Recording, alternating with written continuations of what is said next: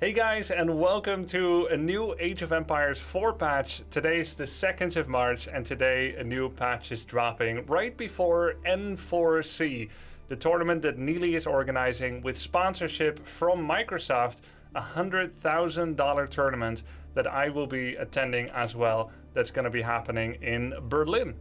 This Saturday, I'm going to Berlin in order to cast there with 3 other casters and 8 players, all of whom have qualified for or have been invited for this event. It's the first LAN tournament for Age of Empires 4 in general, and right before it, a patch dropped that addresses a few critical things, including Stonewall build time and Mongols.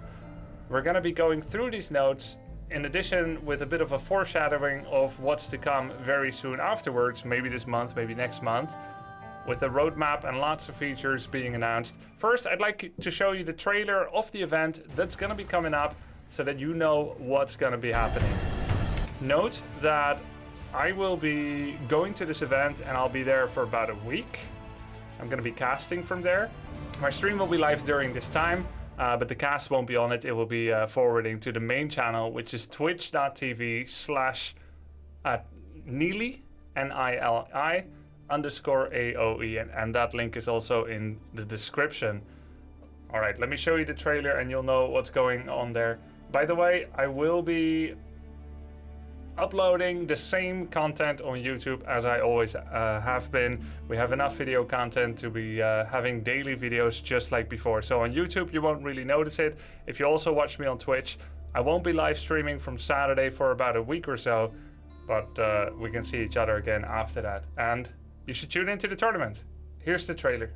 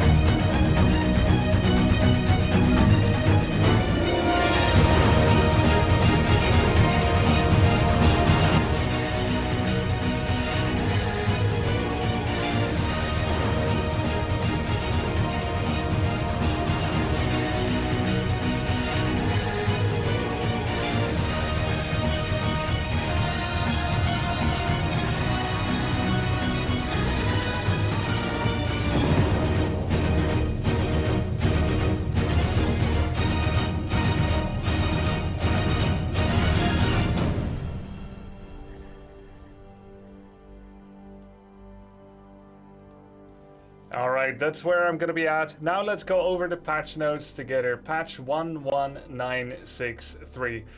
This patch is releasing today, and here's a preview of what's to come for Age of Empires. We're continuing to hone in on tighter win rates across the range of possible civilization matchups and making changes to complement some of the updates introduced earlier in the month. With every new patch, they are making sure to observe the reaction and response to the changes made, including how they impact critical data like selection and win rates, and how our community responds to them in our social channels.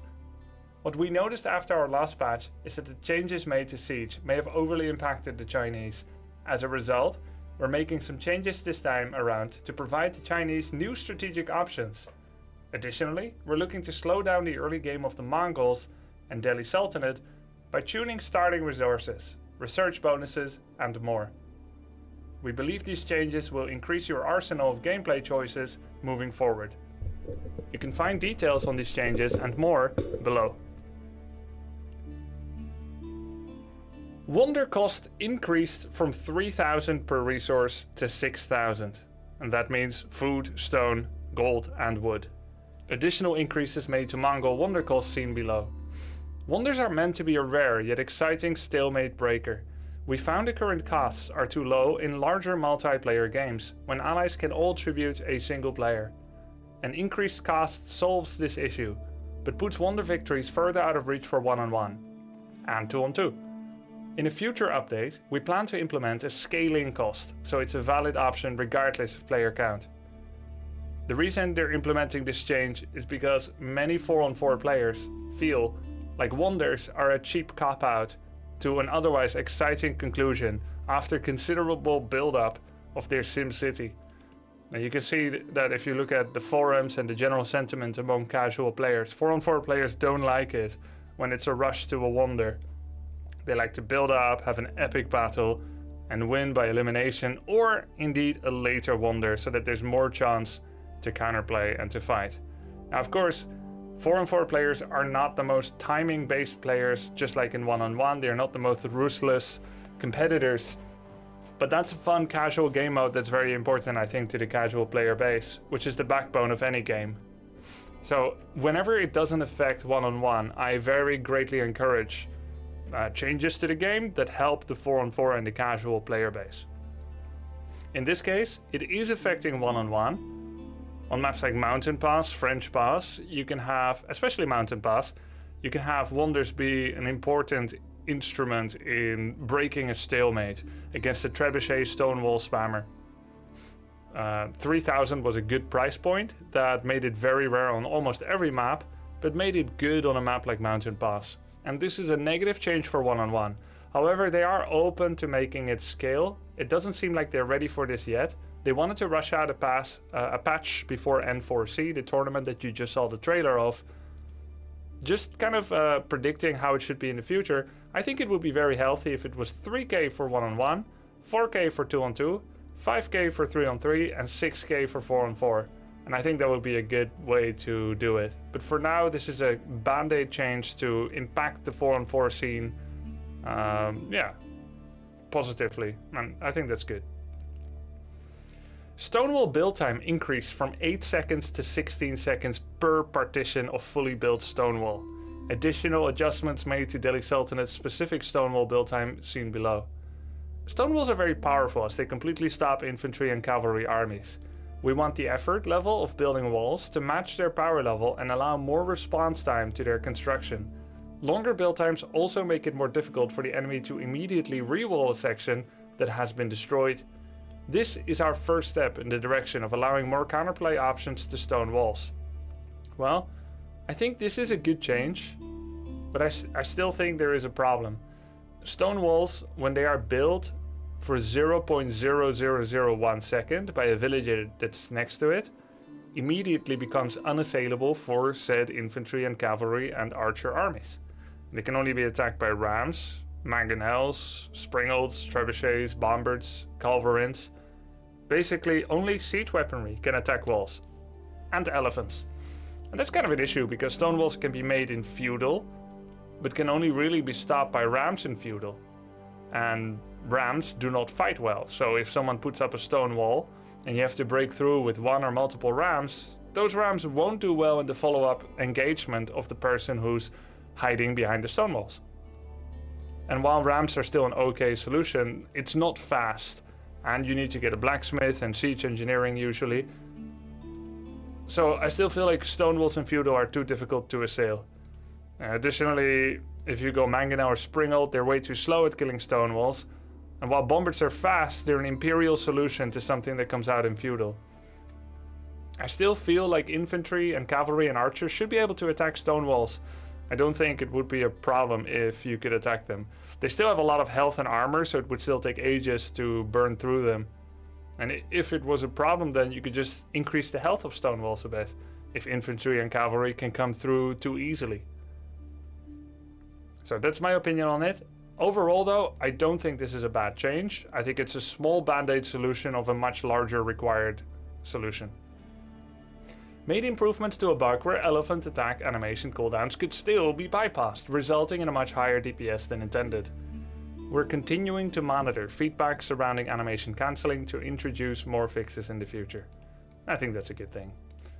Fix the crash that could occur when observing the game at 8 times speed. And hopefully that works, because there were some things indeed, that's true, when you watch too fast. Maps in quick match. This is a change that I also suggested and greatly support, both to the tournament map pool organizers as well as to the developers. It's easy to see how many people dodge maps like Boulder Bay, Confluence and Black Forest. And even though I personally like Black Forest, many people don't. And I hate these two maps just like many others. I think the layout of terrain on these two maps is unsalvageable. I don't think small changes either to balance or small layout or RNG fixes will ever make these two maps good. Some maps, after you learn how the game works, just don't end up being that good. I think Terranus Stand in Warcraft 3 is a bad map, and I think Steppes of War and Antigua Shipyard in StarCraft 2 were bad maps. Sometimes it's just not meant to be, and I think for these two it's true. Black Forest also has some flaws, but I do enjoy it. It's kind of like a turn-based strategy game, Black Forest. Build up for 20 minutes and then have one fight that ends the game. But not everyone likes that, and I respect that. Removing them from the map pool beggars the map pool. It makes it smaller, but I think it will enrich the experience. Sometimes less is more. People were dodging these maps anyway, so basically this means you will actually get a match quicker than before. I still think there are a few culprits in the map pool, like Nagari, Ancient Spires. They tend to have pretty imbalanced ways to play out. And I'm not necessarily a huge fan of Danube and Mongolian Heights, but they're definitely better than Boulder Bay and Confluence. Please note that these maps can still be selected for custom games, as well as for team-based quick matches still. I don't know how 2-on-2 and 4-on-4 players like these maps. The change is based on feedback we've heard from you, as well as data we've referenced that show that maps that appear to be most enjoyed in a quick match context. We plan to introduce some of these later to the quick match map pool once ranked is introduced. In the spring update, we also have some changes coming for Confluence, as well as significant changes planned for 1v1 map balance across the board, related to resource and relic spawn, and notable changes to fishing. As always, we appreciate your feedback, and we'd love to hear more from you in the forums regarding what sort of maps you find most interesting to use in quick match and why. Yo, thank you, Nilanthara. Note the players do not. Patch is going up today, guys. Chinese specific changes. Fix the bug where the nest of bees would stop firing once its initial target died. Yeah, this is something I knew about. So what you actually had to do to make optimum use of nest of bees is you had to attack ground so that there was not a chance that the person you right-clicked on disappeared because it already died, and then the rest of the salvo of those rockets would stop. The downside, of course, of that is the following. Both Nest of Bees and Mangonels have a kind of tracking device. Once they attack already, then they end up basically tracking enemy units that move. And therefore, if you attack ground, you miss that functionality. So no matter what, the bug that was affecting the Nest of Bees was a net damage nerf. Whether you attack ground or try to trace a unit, it was a problem. So this is a fix to make them better. This isn't buff to Nest of Bees, which is good because Mangonels are generally kind of better than Nest of Bees.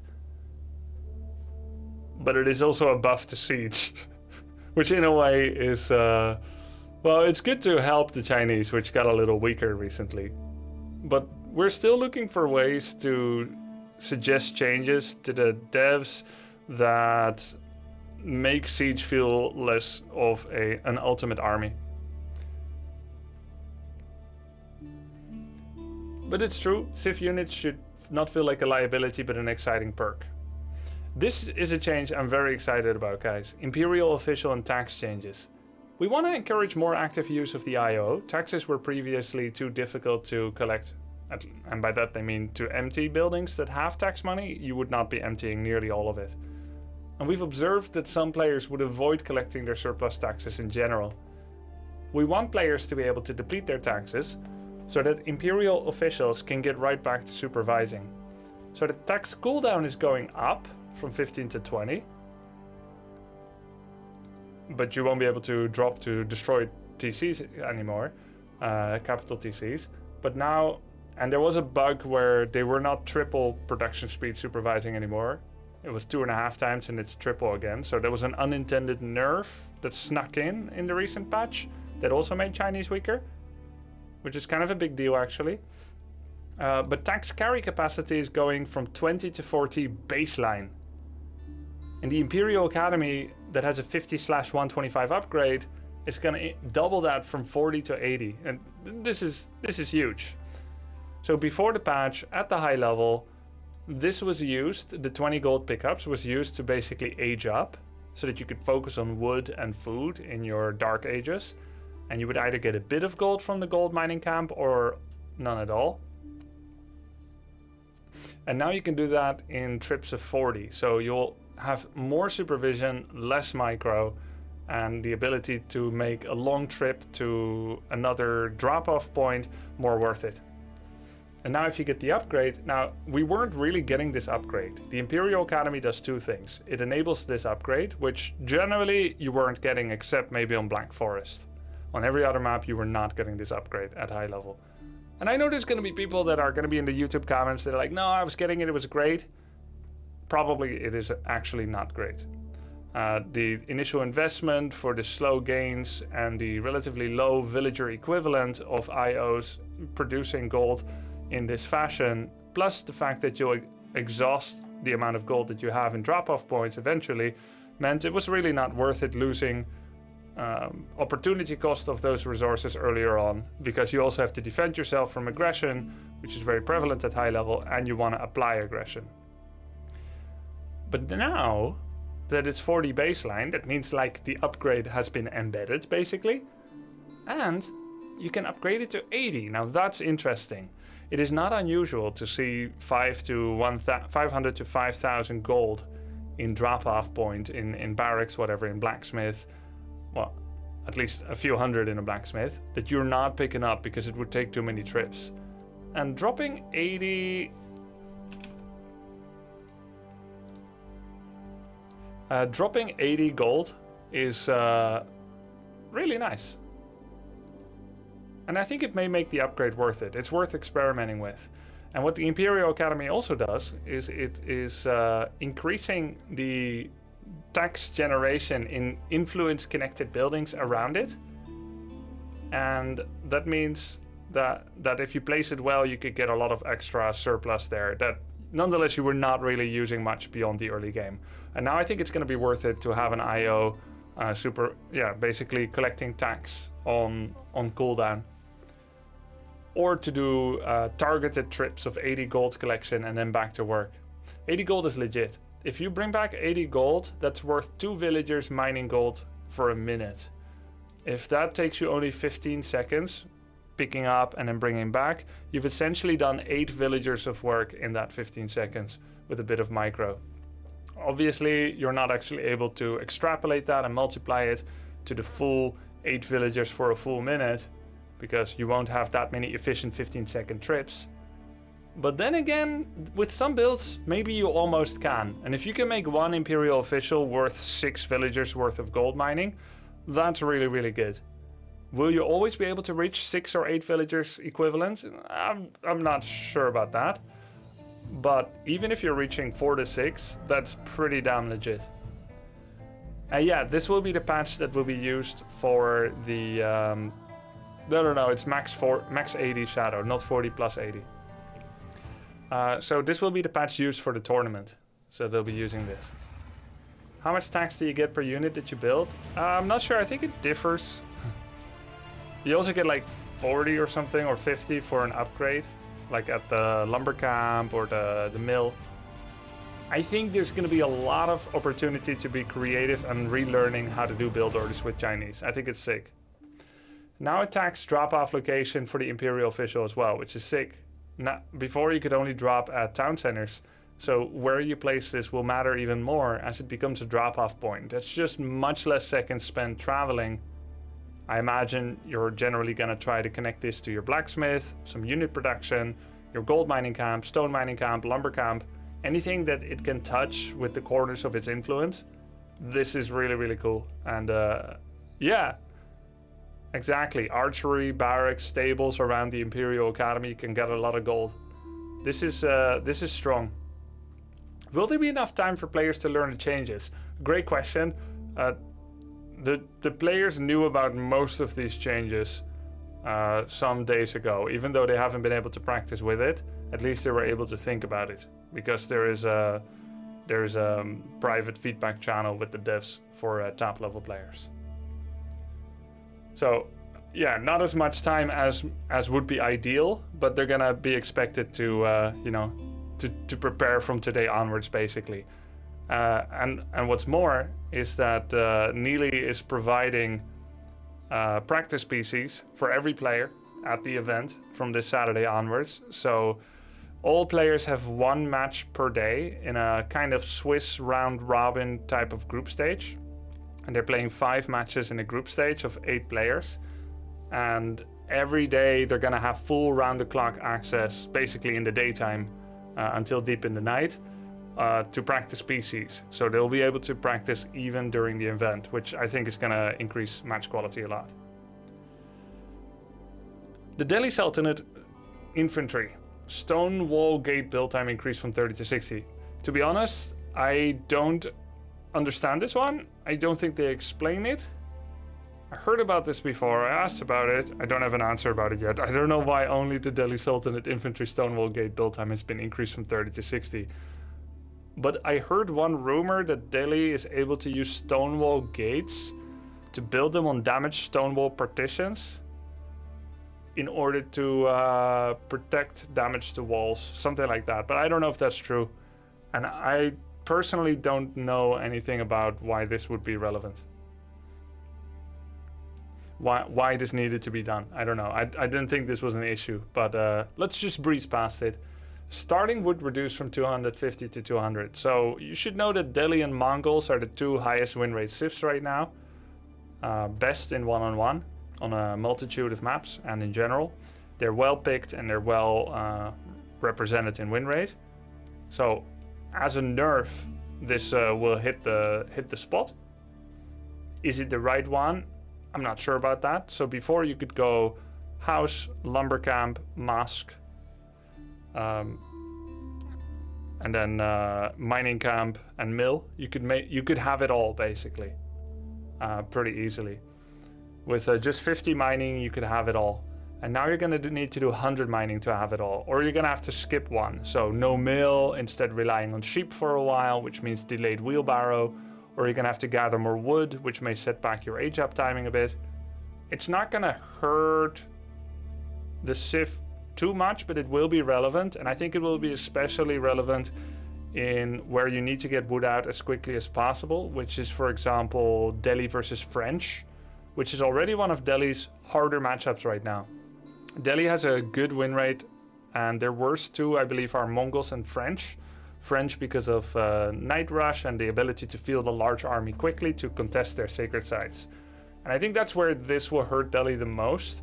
So in a way, I'm not sure that this is the right change. This will nerf Delhi a bit against English and against Abbasid and against Chinese just in general because it's a nerf. But I think it hits them hardest against Mongols and French, which is ironically already their 2 worst. But overall, I don't think it's gonna gut the civ, and I don't think deleted memes need to come back. Sanctity bonus gold reduced from 100 to 50%. It means that Delhi with Sanctity will be getting 150 gold per minute from a sacred site instead of 200. Delhi can still use berries and the military efficiency to spam units and to go for sacred site control at the 8-9 minute mark, which will force everyone to make an army to contest them because Delhi uses gold to age up to castle age after making a large army, and they're forcing everyone's hand to fight them, and they're quite good at that fight, and they have many playing options to basically put pressure and take agency of a game very early on, and then they're getting 200 gold per minute, which was a pretty big bonus to them. And I think this is fair. Sanctity already does 2 things. Bonus gold generation, it was double, and the ability to take feudal sacred sites. And they still can do that second one, and the first one is still a buff. So I think it's fine. A little bit too much snowball, and I think that's solid reasoning and a good change. Mongols are going to be 8k instead of 6k. They always had a more expensive wonder. It was 4k compared to 3, and they keep that ratio. I'm not familiar with Mongol wonder wins or why it should cost them a lot more. So I don't really have an opinion on this. Mongol OVU stone generation is no longer a flat 105 per minute. It's now automatically scaling at 80 in Dark Ages, 100 in Feudal, 120 in Castle, and 150 in Imperial stone per minute by age. This is... Oh, it doesn't cost stone, that's why. Okay. I thought it cost them 8k stone as well. They had to like save up their stone. Okay, that makes sense. All right, thank you. So it now automatically scales. So interesting to look into this, the effects of this. Basically, they will have less stone in Dark and Feudal and more in Castle and Imperial. But while they're in Castle, there's a tipping point somewhere, how many minutes they have spent in Dark, Feudal and Castle, and eventually they'll reach a tipping point of the equal amount of stone generated with the new patched OVU and the old flat rate OVU. And I did some maths on this, and I'm not going to show you the maths, but I'm going to explain you the maths and my conclusions and findings. So, assuming that normally Mongols were reaching Feudal Age at about 4:30 of the game time, and they were reaching Castle Age on average at about 10 minutes in the current patch, and that's sometimes it's assuming that sometimes they will go Feudal at 6 minutes because they did an outpost rush or a dock contest, but then they still got to Castle quite quickly because Mongol economy is quite strong with the deer stones because of the faster villagers. So I did a lot of experience-based recollection about when my opponents generally reach Feudal and Castle, and I've taken these as average values. 4:30 Feudal is reached, or 5 minutes, it doesn't change the maths much, and 10 minutes Castle is reached. And this is a pretty competitive speed, but it was common. So what that means is that for 80, they were getting 80 stone. Well, actually they were getting 105 stone per minute, right? In the new patch, if that roughly remains the same, or 5 minutes and 10 minutes, right? They will get 80 stone, 100 stone, and then from 10 minutes onwards they're getting 120 stone. The tipping point of stone equality is reached at 18.5 minutes. That means by that time they have both gathered about 1800 stone, the old OVU and the new OVU, 1860 stone I believe. So that means that for the first 18 minutes, if the meta roughly stays the same about the timings, they have less stone than before. And from 19 minutes onwards, this system, they will have more stone than before. Right? So we can roughly say that despite having more stone at 19 minutes, it's still a nerf, because throughout the game you haven't been able to use it as liberally as before. So for the purpose of simplicity, we can say that Mongols pre 20 minutes will be nerfed because of this, and Mongols post 20 minutes will be buffed because of this. Even while still saying like, okay, but they weren't able to apply as much Dark Age pressure, they weren't able to apply as much Feudal Age pressure, and that inherently changes the entire game because opponents can be more greedy and so on and so forth. So I think the real truth is more like 25-minute plus Mongol buff or 30-minute plus Mongol buff. Really, when you see that butterfly effect affects everything, but maths-wise, it's a 19-minute thing. So what does that mean? Is that it's a nerf to Mongols, a significant one.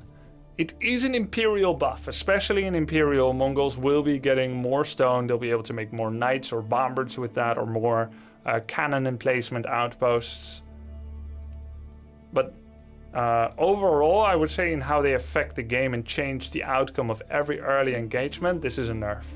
It's not huge, but they'll have a bit less stone. I think it's a good change, and I like the scaling as well. I mean, I think this could be 140. There are some that say it should be, even more nerfed, or there must be many different opinions on it. But I think this is a nice change that kind of affects... It doesn't remove OVU from Dark Ages, where now you're just saying, well, nobody gets to be aggressive in Dark Ages. Because that's the Mongol unique identity right now. Spearman rush, scout rush, horseman rush. And I like that uniqueness. I don't want Mongols nerfed out of the game. I want people to be able to play Mongols guilt-free, without recriminations that they're the best civ, therefore their skill is irrelevant. Right? I want Mongols to get to a place where they're unique, special, fun, a lot of action. Basically how we enjoyed Mongols the first 2 weeks of the game, where a lot of people were asking like, can you play Mongols? Because it's fun, it's action from the start of the game. That will be great. But without the 57% win rate and the ubiquitous bans and wins in tournaments. I think it's a little bit less oppressive, by the way. Hi, nice to see you, Dave, and see you soon in Germany. So, this is I think really good and well measured. This is roughly 3 ghost villagers working stone, and this is roughly 2 ghost villagers working stone.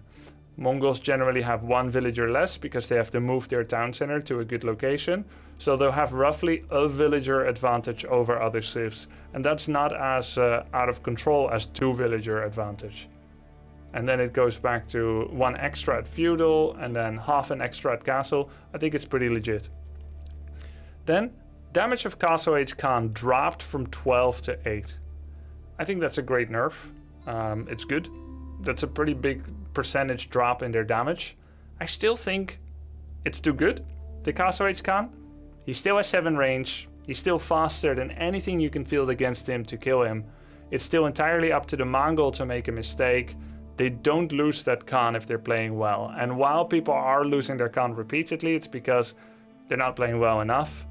It's early in the game. People are always worse earlier in the game. A year from now, or 5 years from now, if the game is still going strong in esports, you won't be seeing people lose their Khan to a town center anymore, or to 1 horseman or 2 spears. So just get better. It still has 7 range, 300 health, and it's faster than anything that you can get. So while they can't kill your villagers in 5 shots anymore, they can still kill it, quick maths, in 7 shots. Which is still pretty damn good. You put that as a solo harass unit. Having said that, this is a good change. There's always the desire or the wish for more, but this is a good nerf.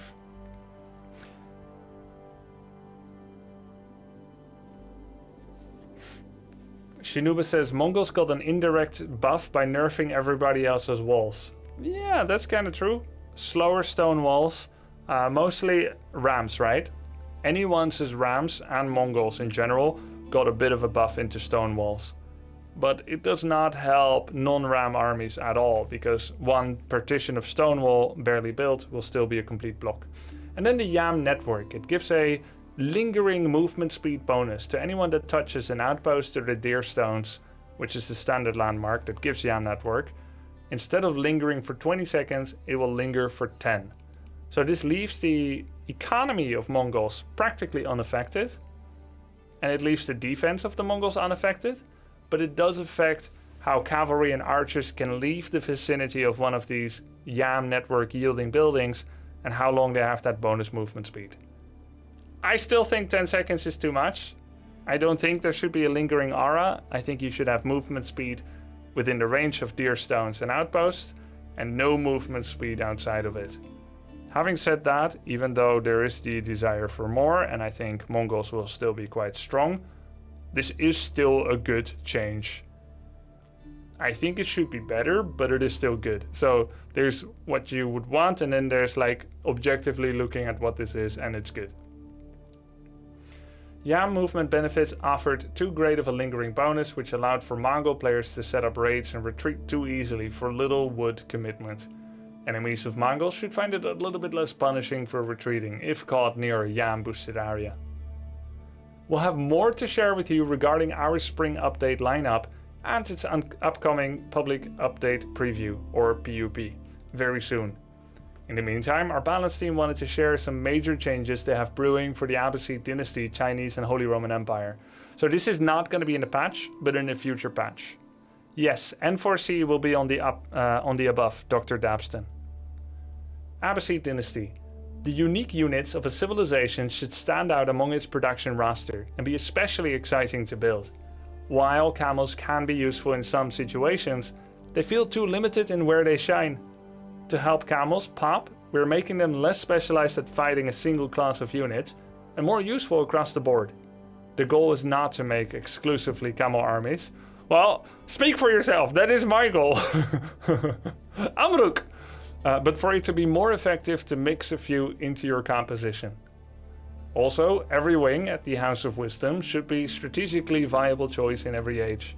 We like the initial impact created by the economic wing in Feudal Age, but the other choices aren't quite there yet. We've adjusted the power level of techs and moved them to different tiers and reduced costs. That's interesting. I wonder how this is going to play out.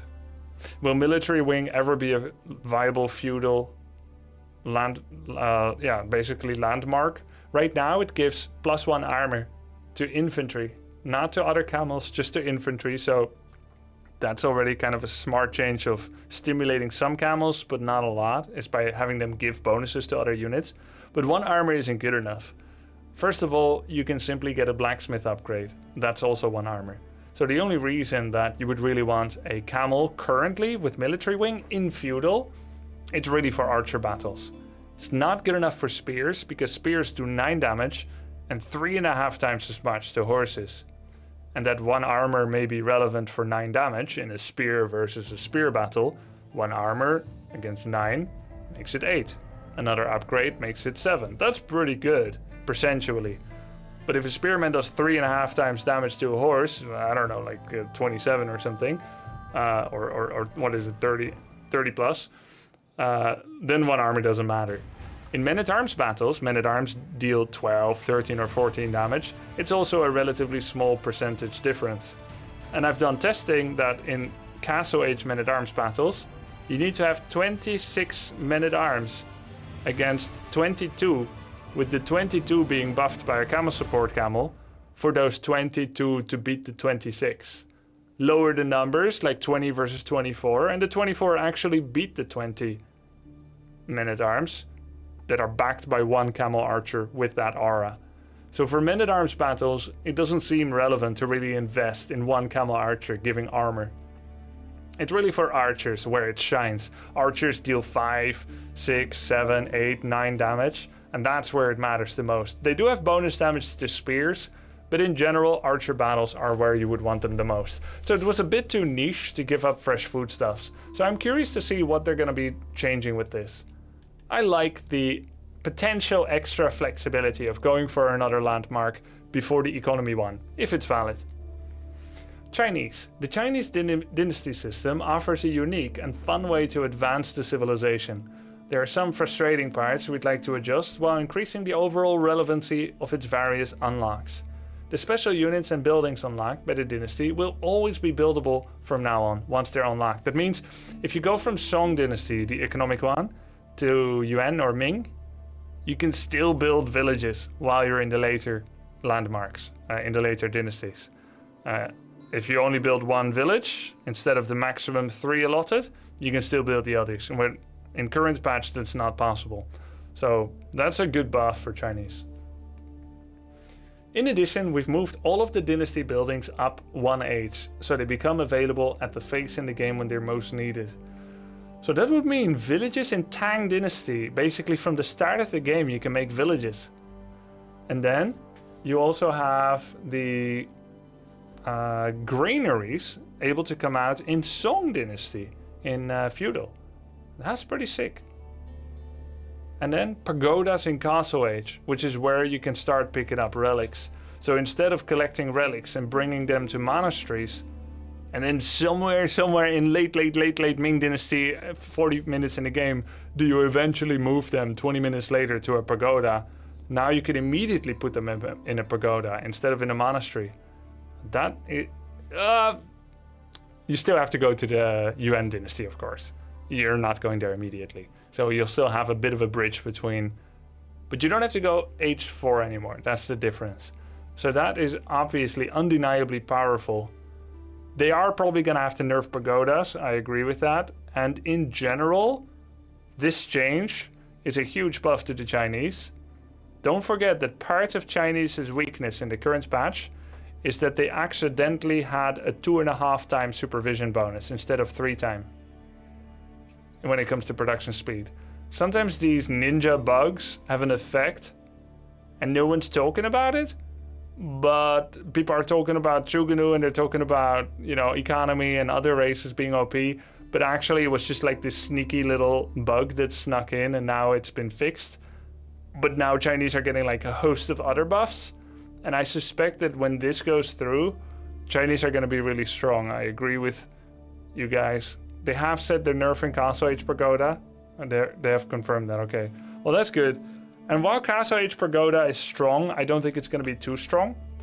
I'm more worried about Dark Age Tang Dynasty villages. A village is 4 times the food for 2 times the wood. And it can garrison 10 villagers. That seems pretty damn strong to me.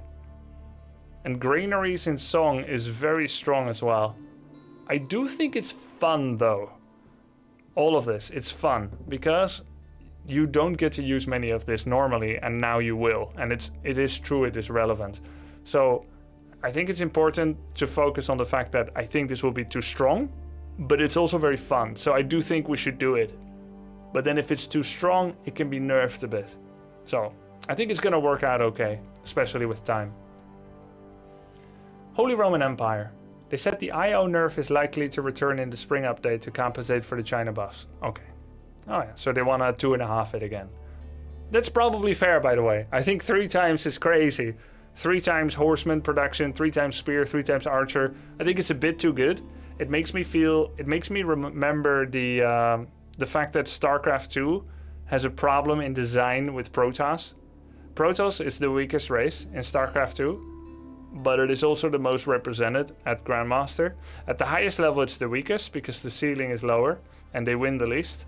But right below the highest level, they're the best because they're the easiest to be good with, which is also why I picked them, because I know how fast I am and how fast I'm not. When I started StarCraft, I thought, okay, this is probably best for me. And I don't mind being honest about that. I'm not 450 APM. And part of the problem in design with Protoss is chrono boost. It makes them quite cheesy, being able to hit certain timings very quickly, to be able to push things very quickly. Loggia attack ship is still a big balance problem, because you can make fishing boats in Dark, and then suddenly you have a fleet of warships in Feudal through conversion. You're skipping production time, essentially. And that's also what Imperial Official does. You skip production time with the IO. And to a degree, military efficient production for Delhi does the same thing, but it's 2 times multiplier, not 3 times. So I do think 3 times is a bit too much, and I think it's good that they're bringing it back to 2.5, as you guys are saying. It's going to happen probably in spring. Holy Roman Empire. We like civilizations to have multiple strategic paths to choose from throughout the course of an entire match. Currently, there's too much power in the late game landmarks for Holy Roman Empire, leading to repetitive gameplay. We are creating more interesting decision making among the landmark choices for the Holy Roman Empire and giving them stronger options for distinctive play in the early game. I recommend it for this for the landmarks for the Holy Roman Empire for Burgrave Palace to produce 5 times as fast, rather than to couple 5 men-at-arms, 5 Landsknecht, 5 spearmen at the same time. The problem with that was you can't make 4, you can't make 6. You need to have enough money for 5, and then you're making 5 together. And another problem was when you're upgrading spearman, or you're upgrading men-at-arms, or even elite Landsknecht at any point in the Burgrave, it's tying up 5 production slots for the value of 1. So that means you actually, if you're looking to make efficient use of your Burgrave Palace, you're never making use of all of it. You need to have another research barracks behind your Burgrave. Now, when English go to Council Hall, they get 2 longbow production for the speed of 1. They get basically 2 archery ranges of longbow production, and that's good for them. And then if they get the upgrade, they're blocking 2 unit production slots with an upgrade. If they have an archery range, they can use that for backup research while using longbow non-stop. But blocking 5 for an upgrade is pretty bad. So I'm getting 750 wood down deposit from Burgrave because 750 wood is the equivalent of 5 barracks. But then it's not really worth as much as 750 because it's coupled production, and I need 2 backup barracks to get research to make men-at-arms full value in castle. So yeah, when do I ever need 7 barracks? Like all the time. I don't really, you know what I mean? Like that's too much production usually for castle. So if you make it 5 times as fast production, then Burgrave Palace can also research faster. Now Burgrave is a great option to quickly get your veteran men-at-arms out, to quickly get veteran spearmen out, to get various upgrades, and make as many units as you want. 2 men-at-arms, 4, 6, and it's good. It will make it a powerful alternative to Recknitz's Cathedral. And didn't they in the patch notes say that it's gonna be like this? 5 times as fast instead of 5. Okay, so that's great. That was my feedback as well. It's gonna be great, I think. That means Burgrave will be a lot better. They said that in the dev stream. Awesome. And then Recknitz's Cathedral is getting, I heard, capped to 2 relics contained inside instead of 3, which means you can only get 600 gold, 300 each. That means if you get 3 relics, the third one must be in a monastery or the unique special upgrade from Holy Roman in a dock, a town, a dock, a keep, or an outpost, which is really cool to use. Vision range, attack range, armor, damage. I think it's a good change for Recknitz. And another idea I had was 200 gold per relic, or all relics give 200 gold wherever you stuff them. You don't need to put them in the Recknitz, you can, but you can also put them somewhere else and they'll still generate 200 there. It removes the option of where, like it removes the decision of where it is most valuable. Do I want gold or do I want defense? But at least you'd be using them constantly in all kinds of buildings. I think maybe this is a better change. You don't need as many relics, so it's not as much feast or famine, where like I need my 3 relics, right? 2 is enough, easier to get. It's still a nerf, but it's still really good. 2 generally was understood to be good enough. And if you can get 3, you'll get 200 gold less than before, 700 instead of 900. But that's still a lot. And you're gonna put one in an outpost or a keep, which will be strong. Especially if you use it for harass, not just for defense. I would have preferred a different change. This lowers the high risk, high reward nature of the Recknitz. The 200 gold per relic idea was better. They should have changed the Recknitz to be something else and give Holy Roman more relic gold baseline. I think it's better, but it might be a bit too strong still. You can constantly reinforce and outnumber. I always compare relic to sacred site gold, and it still seems unfair that 2 relics can produce 600 gold where you most likely should be able to secure 2. Yeah, maybe other changes could have better gameplay implications, but I still think I still think it's a good nerf. There may have been better changes. I like the idea as well of 200 gold, but you can put them anywhere. Or, yeah, maybe something else. 200 gold, but only in the Recknitz. So you can have up to 3 in the Recknitz, each one is 200, and then any others you can put somewhere else. That would be a bigger nerf, right? Because you put 3 in Recknitz, you're getting 600. Now you put 2 in Recknitz, you're getting 600. I'm glad they're doing this rather than not doing anything, because Holy Roman is quite strong with this. But maybe the 3 relics is 200 gold is better. However, I think the reason they're doing this is because they want more unique relic usage. If you take my suggestion of 200 gold, but the cap is still 3 in the Recknitz, and then it's 100 everywhere else, you're still gonna stuff 3 in the Recknitz. And generally, Holy Roman doesn't get 4 relics. I think it's fair to say if you get 4, you've won the game. In general, so it doesn't really matter where you stuff that relic, you can stuff it where the sun don't shine. So at least with this one, we're gonna see more unique gameplay where it's gonna be put in an outpost or a keep.